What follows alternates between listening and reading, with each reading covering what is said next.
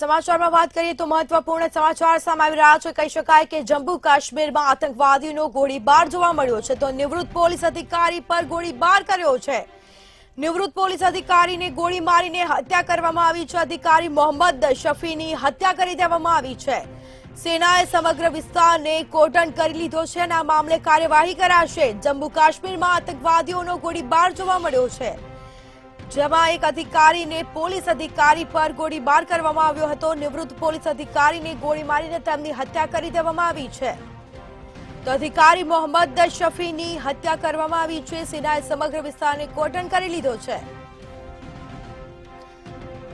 તો મહત્વપૂર્ણ સમાચાર કહી શકાય। જમ્મુ કાશ્મીરમાં આતંકવાદીઓનો ગોળીબાર જોવા મળ્યો છે તો નિવૃત્ત પોલીસ અધિકારી પર ગોળીબાર કરવામાં આવ્યો હતો અને જેમાં નિવૃત્ત પોલીસ અધિકારીને ગોળી મારીને તેમની હત્યા કરી દેવામાં આવી છે।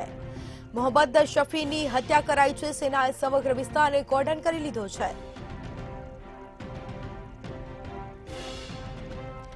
જમ્મુ કાશ્મીરમાં આતંકવાદીઓનો ગોળીબાર જોવા મળ્યો છે।